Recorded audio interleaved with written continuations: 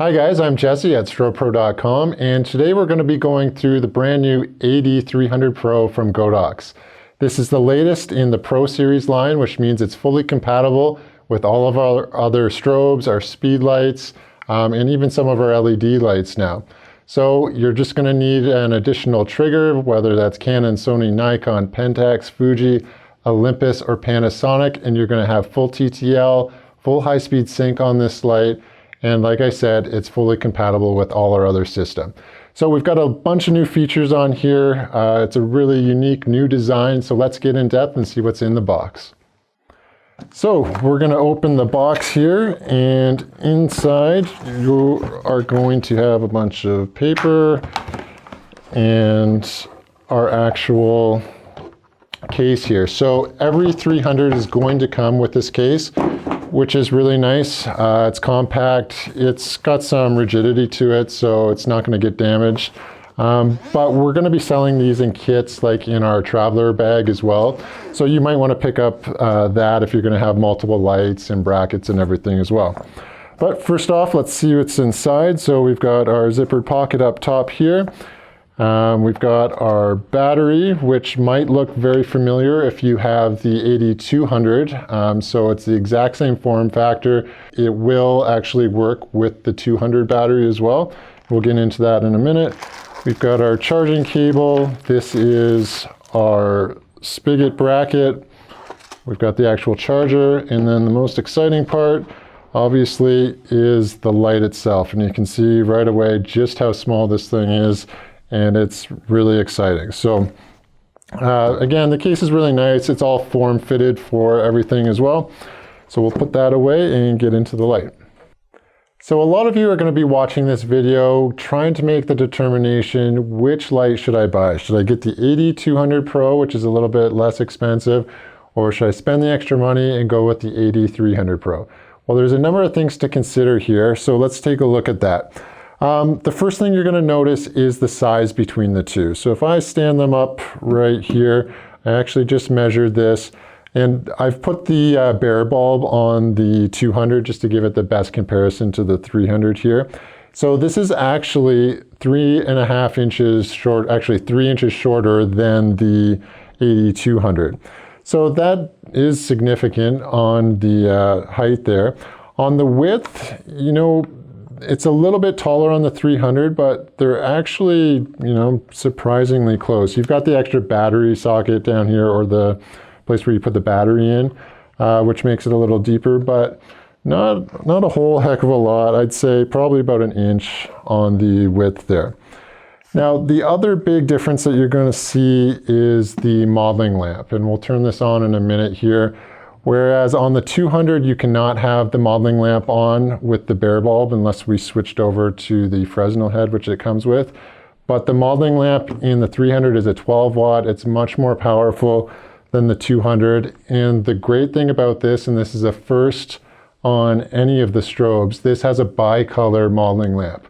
So that means that we can dial this thing all the way from 3000, and I believe it goes up to, was it 65? I think it is. I'll double check the specs on that. So you could actually use this for a little bit of video work. Now, I'm not saying this has a ton of power. You're going to throw it in a modifier and be able to shoot like, at f8. But in a pinch, you could do a little bit of video work or tabletop continuous lighting with this guy. It's going to drain the battery quick, but it is possible to do. Other than that, they both shoot at 9 stops. So you have 1/256 on the lower end and going all the way up to 1/1. Now, the big difference is going to be obviously in the power. So we have 300 watts versus 200 watts, which is half a stop more or 50% brighter. So that's really where you're spending the money, that and the modeling lamp, I would say. The cool thing is, though, through new capacitor technology, this 300 actually recycles at full power at the exact same as the 200. So that's pretty neat because you can basically switch these batteries between each other. They're not identical batteries, but they are compatible. So I could use the 300 and the 200 and vice versa. So those are a couple of things to kind of take a look at. We've still got the same features. We've got TTL, high-speed sync, all of that stuff. We've just switched basically to a round form factor, and there's a couple adapters that we would need to use to mount Bowens modifiers, just like we would on the 200, and we'll show you that shortly here.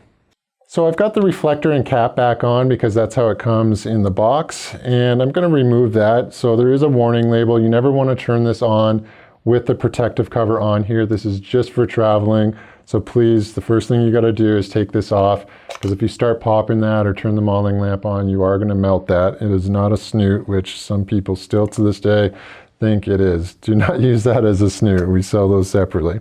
So just pull that cap off, and we have our release button, so very similar to a lot of the other strobes like the 600 and the 400 Pro. And we're just going to turn that a quarter turn, and it's going to pop off. Now, when we take a look at this, this is very similar to what we've seen on the AD400 Pro. It has a native Godox mount in here. So although that's great because it's a little bit smaller diameter, it is not great because 99% of the world does not use Godox mount speed rings. So somehow we need to get this to a Bowens ring so we can use all of our Strobepro, or if you have other modifiers that use the Bowens mount, then we want to be able to do that. There's a couple ways that we can do it, and we'll get into that in just a minute. But I just wanted to show you kind of just a walk around on the outside here. We've still got our optical slave up on the top, so we can fire this optically, which we'll go through in a minute. We're fan cooled again here, and that fan will come on when it gets hot and it senses that it needs to. But you'll also notice that we have no way to mount this to a stand right now. So the way that you can do that comes in the box is with this little adapter, and it's basically the same as the 200 one. We've got a couple notches there, and we've got the notches in the 1/4 inch thread over there. So we're just going to line those up. And if you just wanted to use this right out of the box, you're not worried about any modifier, you just want to fire it with your reflector on, we could throw that back on there. Now we can mount this to the stand, and then we just have our battery. So we've got our protective cap here, and you'll see a V-notch groove in there, and that groove is just going to line up to the groove in the bottom of the battery housing. Push it straight in, and it's going to lock in. If you need to remove that battery, you're just going to push the release over here, and it's going to release the spring, and it's going to pop out. Our battery charger over here is really straightforward, just the same as most of the other chargers. Plug this in here, and then the other end into the wall, and just match up the contacts, and you can charge your battery, which takes about 2 to 2.5 hours when it's completely dead. Now, saying that, when you have a fully charged battery, you are going to get about 320 full power flashes off this, which is actually really impressive off of that battery. And you'll get a lot more actually if you're not using it full power. So if you're like most people, you'll use a general mix. We want to be able to put our Strobepro modifiers directly onto this light. In order for us to do that, we need to attach an adapter to it so it'll be able to accept that speed ring directly. Now there's two options that we can do with this, and you'll see on the website there's a drop down to add Bowens ring, or you can add the S2 bracket. I'm going to show you the Bowens adapter first of all, and then we'll take a look at the S2 bracket. So when you add the Bowens bracket, what you're going to get is this two-piece right here, and then you're going to get the actual ring receiver here. So there's a very specific way that we need to put this piece on, and it's friction fit. There's two clips on here, and we want to be careful we're not flexing this unnecessarily because we do not want to break this. So first of all, what we need to do is make sure that this extended flange here is on the back of the strobe. Now this piece is the bottom piece, and the reason that we know that is because it has a little notch right there where the other one doesn't. And the reason that is there is to fit around our stand mount bracket. So basically what I'm going to do, I'm just going to slide this on, and there's a notch, and you can see kind of right here, there's a notch right there, and then on the bracket there's another one. So you're going to know you're lined up when that slides into place, and it's going to fit flush right around there. So once we've done that piece, we're going to take the other piece, again making sure that that flange is on the back, and they're basically just going to slide into each other. So hook one on there, and then hook the other one on here, and they're going to come in tight. And if it's not sitting in the little groove, just make sure it's lined up and sitting in there flush now. Okay, so after we've done that, basically what we're going to do is just take this piece, and this has the actual Bowens receiver in it. And what I need to do is find the release switch on that. So that little piece that slides back, then I'm going to go and find where we just covered our release over here, and they need to line up as well. So there we are. That's going to just push right onto there. And once you get it all secured on there, there's 2 screws in the top and 2 screws in the bottom. And your screws are going to be in this little package, and you have an Allen key. I'm not going to install that fully right now. But from there, we can put on any Bowens adapter. Obviously, the downside of that is it makes the strobe a little bit bigger. You've lost some of that size advantage that you had before, but it's still quite small overall. So let's pop this off. And again, if you had done this fully, you would have to remove the screws.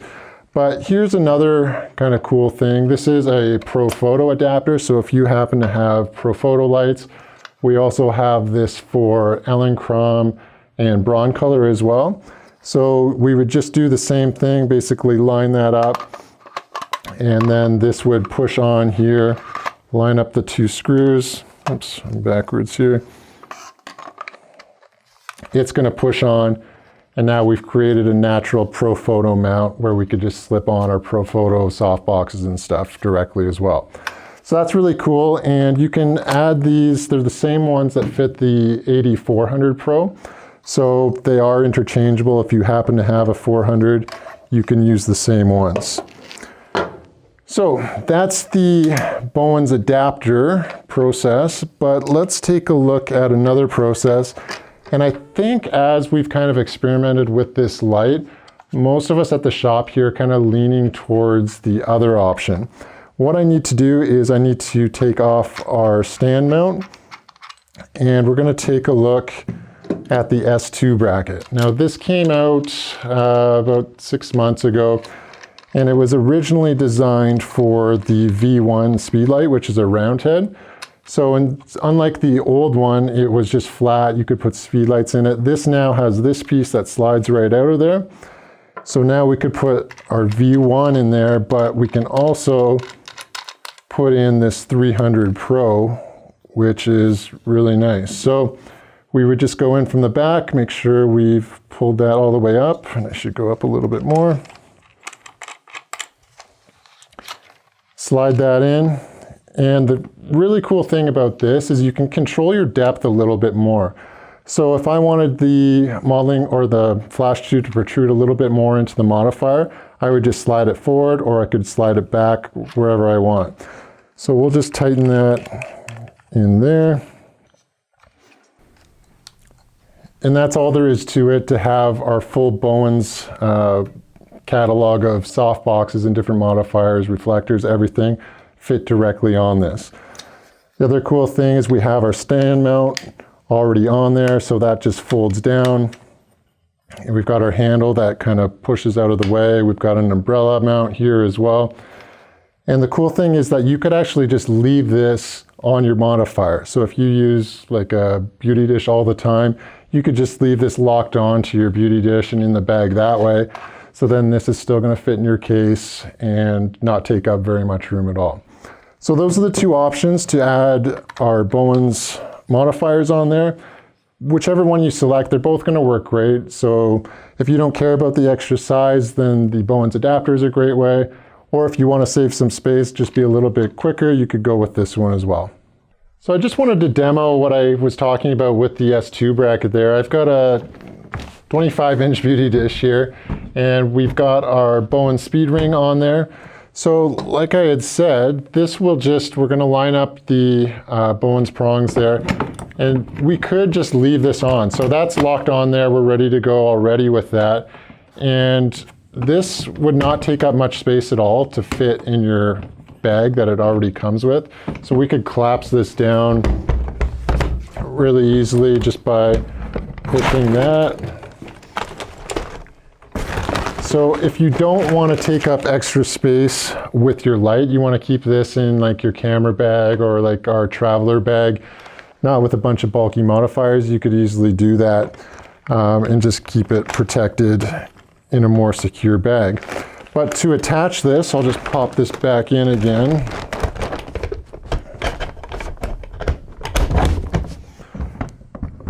We'll just bring the handle down here, and then we would again just take our light straight in there, tighten it down, and now we're ready to go with our AD300 mounted directly into the beauty dish.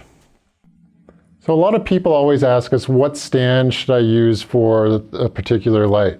Well, with the 300, because it's so small and the ultimate goal of this thing is likely space savings, and you're probably going to be traveling around with this because that's really what it's designed for. Going with something portable like our 7-foot auto air stand here is a great option, or we have a regular 7-foot, or if you want ultimate compact, you could go our 7-foot to go. That's going to be more than adequate to hold this light with like a smaller modifier. If you want to go up to some bigger modifiers, say like a 32 by 47 or a 47-inch octagon, then I'd probably go up to our 9-foot. But if, like I said, if space savings is your biggest concern, going with something like this is for sure going to hold this because we're only a couple pounds on the actual light here. So we're going to put this on another stand here, and we're going to get ready to show you all the menu functions in here. But to add this to the stand, it's the exact same way that you would do with the S2 bracket. You would just back off your screw here, and to mount onto a stand, it's really easy. All of our Strobepro stands use a reversible spigot, and you would just pop this on. Again, I need to back that all the way off, but it would just go straight on here.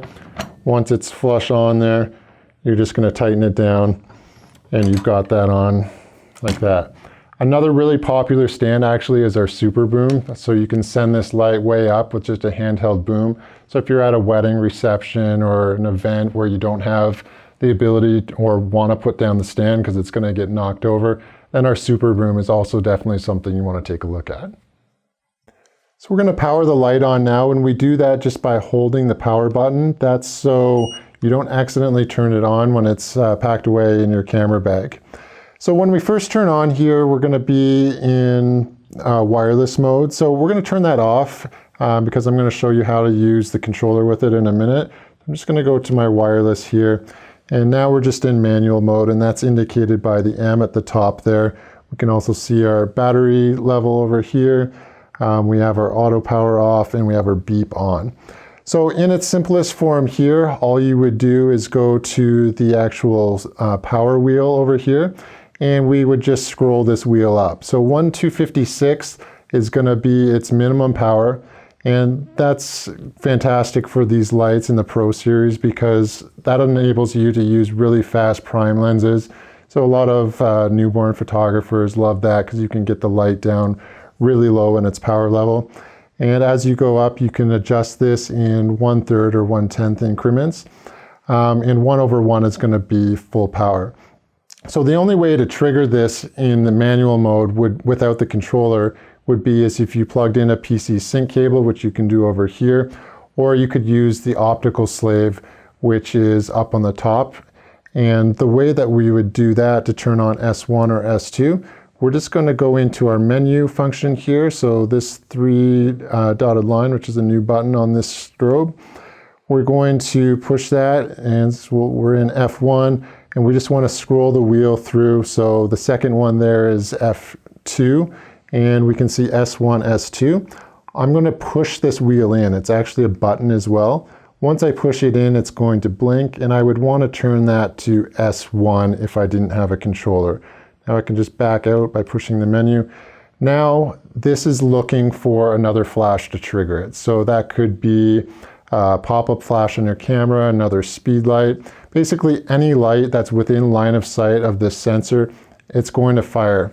So if you haven't picked up the controller yet and you're just kind of playing around with this, this is the mode that you would want to be in to make sure that it works. Obviously using the controller is a much better option, much more reliable, and we're going to show you that in detail in just a few minutes. One of the really cool features about this new strobe is the brand new LED bicolor modeling lamp in it. So it's the first strobe to have this, and we activate it by pushing the modeling lamp button down on the bottom left. And we've turned the lights off just so you can see this on the back wall there. When I push it once, you can see all of a sudden we've got light projecting here. Now to control the modeling lamp, I'm going to hold the button in, and my first button, or my first number that's flashing there, is my power level. So we're on full power there, and I can dial that down all the way to 1. Now we'll leave it at 10. You might be able to hear the fan. The more powerful you go on the LED, the louder the fan will get because it's just working a little bit harder. But you can actually go up to 3 hours at full power on this modeling lamp with the included battery.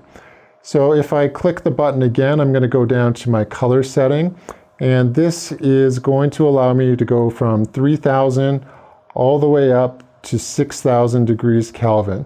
So 6000 is going to be more on the blue side of light. You can see it a bit on my hand there too. And 3000 is going to be on the yellow side. So you can set that wherever you want.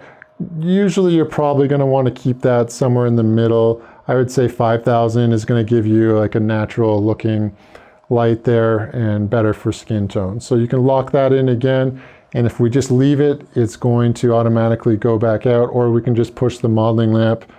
We'll turn it off just by pushing it once, or we can just hit the actual menu button to get out of it.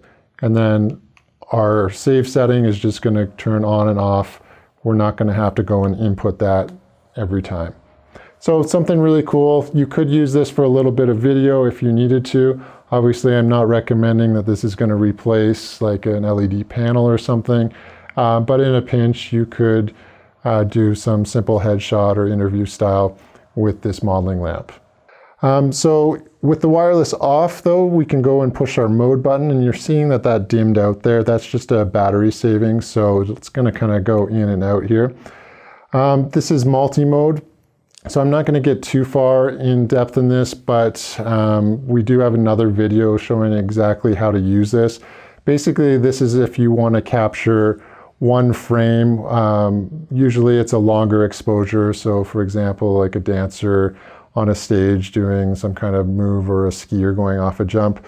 Then you could go in here, you could set your hertz and your number of flashes. And we do that just with our control wheel here. So if I wanted to set it at 10 hertz and I wanted it to go at 5, or we'll go 5 flashes here 5 times. Then if I go and hit the test button, you can see it rattling that off really fast. It's doing it within like 2 seconds here, which is extremely fast. But we are on the lowest power setting there. So as I go up, if I go over to like full power, it is not going to fire that many flashes. One thing I want you guys to keep in mind, that this is not designed to be fired in multi-burst mode. That's not what multi is. A lot of people think, oh, I'm going to go to continuous high on my camera, put this in multi-burst mode, and I want to fire 12 frames a second because that's what my camera will do. So I'll set it to 12 shots. That is not what this is for at all. So if you use it that way, it is not going to work that way. So check out our full video on multi-mode, and you can see exactly what that's all about. So going back again, that's just manual and multi in our basic modes here. So we're going to just take a quick look at some of the custom functions just before I get into the TTL and wireless triggering. So right now, as we're filming this video, we're on the first firmware version of this light, and that means that we have 8 custom functions in there. These can change, so this video you might be watching, 6 months down the road, and we might have 12 functions in there. So you can always download the latest firmware at strobepro.com, just under our help desk, And you'll see the G3 software there, which is the one that you're going to connect into the USB-C, which is in the side. And you can use a Mac or a PC with this light to update the firmware. So what we'll do is just take a quick look at the custom functions, starting with number 1 here. And again, I'm just using this dial to go through. 1 is probably the first one you're going to want, which is why it's there. It's the beep. So if I go and I turn this beep off and just lock it in, I can go back to the menu. When I fire the light, now it's not making any sound. So we're not getting that recycling beep indication telling us that it is recycling. Now, most of you probably don't need this on. It just gets annoying. And this thing recycles so fast that you really don't need that indication anymore. At full power, this is firing in less than about a second and a half. So it's extremely quick. And obviously at lower powers, it recycles even faster. It's almost instant. So I can go back in again and I can turn that on just to give you the comparison. When it's on, that's what you're going to hear all the time. And if you're firing fast, that gets annoying. So we'll leave that off. Just scrolling down to off and setting that in. So going to number 2, that is our S1 and S2, which is the optical mode, which we just set previously. I didn't actually mention S2. That's because 99.9% of you will never use it. But it's there in case you do. It ignores pre-flash. So from a TTL flash or red eye reduction, it's going to ignore that infrared burst and then it's going to fire in sequence. But we're going to be using the controller, or at least I highly recommend that you do, because if you're not purchasing that controller, you're really missing out on half of what this light has to offer. So make sure you pick that up. It's really inexpensive and you only need one of them to control any strobe or speed light in the Strobepro and Godox lineup. So over here we have our auto delay, or our auto turn off, so we can sleep. If we turn it off, obviously it's not going to go to sleep. We can go 30 minutes, 60 minutes, or 90 minutes. So usually like at a wedding or something, I wouldn't even put it on sleep because these batteries actually last quite a long time. And for filming this video, we're going to leave that off. So pushing the controller, if you're connected, would always wake this up anyway. So you can set that if you need to there. F4 is going to be our pre-delay, or basically pre-delay. So we can sequence this flash to fire with another flash. We can delay it by whatever many milliseconds we want there. Again, rarely used, but if you have another trigger or something that you need to sync up with, and they're a little bit off, you can do that right there. So going over to F5 now, this is our mask mode. Again, this is a feature that all of our Pro Series lights have, which is not used very much at all. Basically, you can set up multiple lights to mask out product, and it's easier in post to separate them. So usually you have to have multiple lights to do this. And we have a separate video on that as well, which you can check out to find exactly what masking is all about. But basically, I would just hit the set button and I can set my N value from N1 to N2, N3, whatever you want there. But we're not going to get too far into the masking because most of you aren't going to use that. Going into F6, this we can roll on here and turn to on. I'm just going to get out. Now what you're going to see is the T value. So this is our T1 value, our flash duration up there. So as I adjust the power, you're going to see that change. Now you can't control that at all. It's just giving you an indication of what your flash duration is there. So if you're someone who likes to see that, then you can leave it on. If you want the screen a little less cluttered, that's no problem. We can just go in and we'll turn that back to off. And then you can see the main screen there where that T value is now gone. Going into F7 here. This is our ID. So this has to do with setting our groups and channels. If you ran into some interference on one of the 32 different channels, then you could go into ID essentially, select a number, and then you would also have to set that number in your controller. I've never run into an issue with this, but if you're in a big environment where there's a lot of other photographers using controllers and you're getting some Wi-Fi interference on the 2.4 channel, then you can set that and that will probably fix that up for you. But make sure actually that if you do set that, you have to set your controller. If you forget that, they're not going to communicate with each other. So that's normally the first place you want to go to see what's wrong with your light. And then the last one right now we have on F8. And if I scroll that, we can just go to the on. And what this is it's our color accuracy mode. So this mode allows this light to go plus or minus 100 degrees Kelvin. So it's extremely accurate. It does cause this light to recycle a little bit slower when you go into that mode. Its normal color accuracy is plus or minus 200 degrees. So for most things, that is plenty accurate. I've never noticed a difference really on 200 that I wasn't getting accurate colors. These flash tubes these days are just absolutely incredible. They're engineered very well. You're not going to get color shifts or anything on there. But if you're working in an extremely color sensitive environment and you just want that extra added protection there, you can go into color stability mode. And again, that's in function 8 right now. And you can see that it's on. We'll switch it to off for this video. And then just to back out, those are all the custom functions.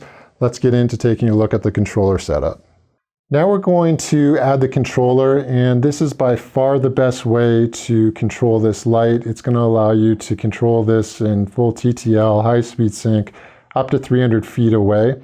And really, like I said before, it's definitely worth the like 70, 80 bucks to buy a controller because otherwise you're just missing out on too many of the features of this light and the portability of it if you're having to stay connected with a cable or something. So to activate our wireless, we go over to our wireless button here, and we're just going to push that once. And now a couple of things have showed up on the screen. We're still in manual mode there, but we have our channel and our group. So if we go over here, we need to set those two things to be able to match them up to our controller. So if I push the channel group button once, what's going to happen is I'm changing my group. So we can set that A, B, C, D, E, whichever one what we want. We'll leave it on A.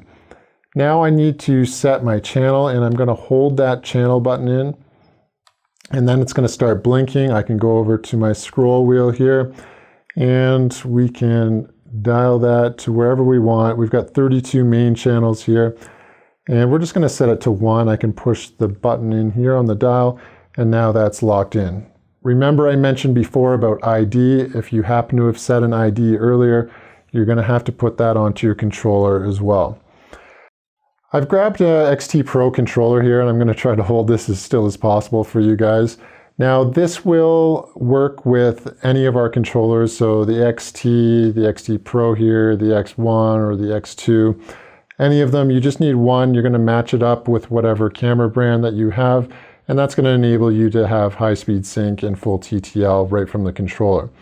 So we set our group to A and our channel to 1. We need to do the same thing here. We happen to already be on channel 1 there. But what I could do if I wanted to is I just go over to the channel zoom button here, and if I hold that down, my channel is going to highlight, and I can select whichever channel I want there. And again, like I said, we're just going to leave that on 1 for now. And I should mention, we have a full controller video on this XT Pro and all of our other ones. So if you're looking for the in-depth full review and instruction manual for this, be sure to check that video out, and we'll leave it in the description below. Or you can just actually go to the website and download them all there. So to select our group on here, we're just going to hit our A button here. That means that we're controlling our A group. And if I hit the test button here, we are flashing and we are connected. That's always good to do, just to know that you are connected. One thing I should mention here, you saw that that was just in manual on the strobe and it just went to TTL. That's because the controller is always in charge. So whatever you have on set on the controller is always going to input into the strobe. So if I go over here and I change my mode again, I want to be in manual, but I've got the controller and I sync it up, that's automatically going to change. So just keep that in mind. The controller is always in control. So for TTL here, we've got a couple of different options, and TTL is through the lens. Basically, you can think of this as automatic mode. So what's going to happen when the controller is mounted to your camera hot shoe? It's going to communicate with the light, and it is going to decide the best power of lighting to maintain an adequate exposure. Now, that doesn't always get it exactly right. So say you want something with a little bit more power in it. So we could go over to the light here, or actually to the controller. We're going to select our group here, and we can dial in exposure compensation. So what I'm telling the light is, hey, I didn't like what you decided. I want more power, so overexpose by 1 stop there. Or we can go all the way up to 3 stops on the plus side, or -3 on the negative side if you want to underexpose. So you have a little bit of control in automatic mode there, which can be handy. Make sure you back it back to 0 so you don't forget. Or if you have a camera that consistently, say, underexposes, you could add the exposure that you want here and just leave it. It's going to stay in the memory here. Now, if I want, I'm going to go over to the mode button here, and I'm going to switch the mode to manual, and you see that it's switched there. And I'm just going to make sure that I'm synced up here, so it sent the power level over. Now I can control this light. I was at full power, and I'm going all the way down. One thing that this light does that not every light does is it has an auto dump feature. It's IGBT, so it actually dumps that power internally. You're not going to see a flash. So when my next flash goes, it's already at that lower power. We don't have to dump the charge. Now you can see I can't go any lower here. I'm stuck at 128 power, but I know my light goes down to 1256. That's just being limited by the controller here. So what I need to do is just go into the menu, and we'll just do that really quick to show you here. And we're going to go to this step setting here in the custom functions. Right now we're at 1/128. We need to change that to 1256. I just hit the set button and use the wheel here, and we could lock it in there. And now when I go back out, oops, let's see here. I turned everything on, modeling lamp off.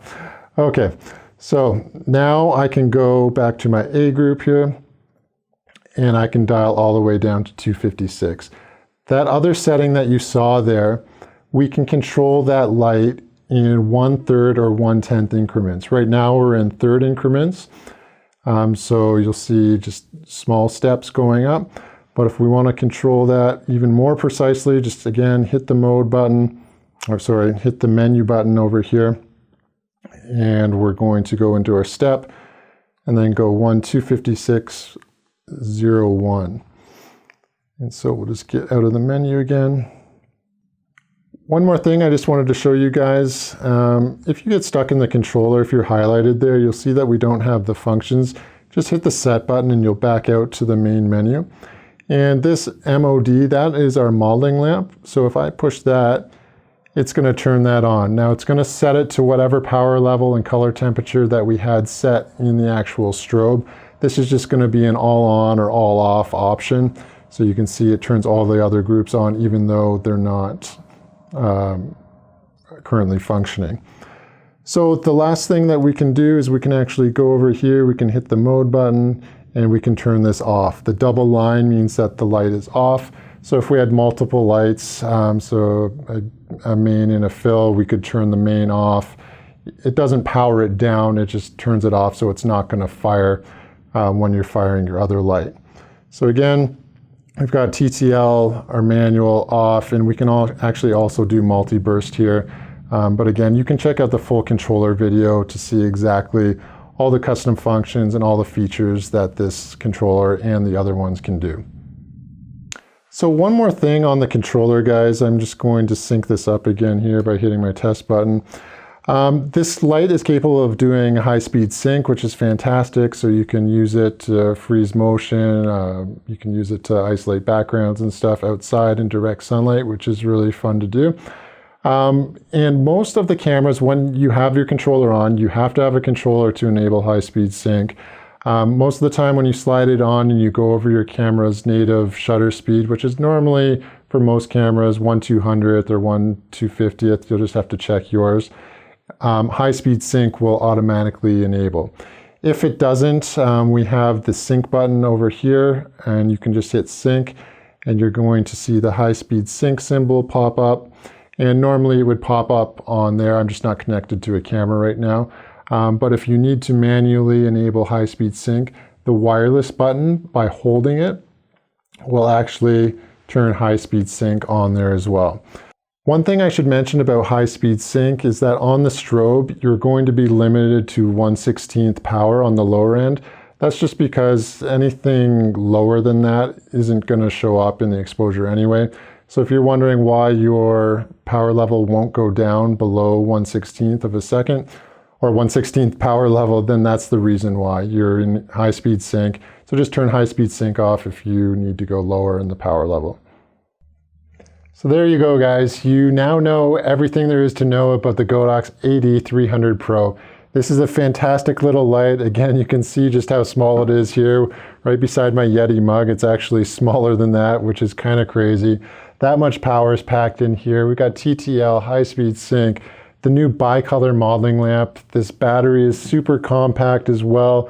It's compatible with the other AD200 and AD200 Pro batteries, which is awesome as well. So you can use those backups.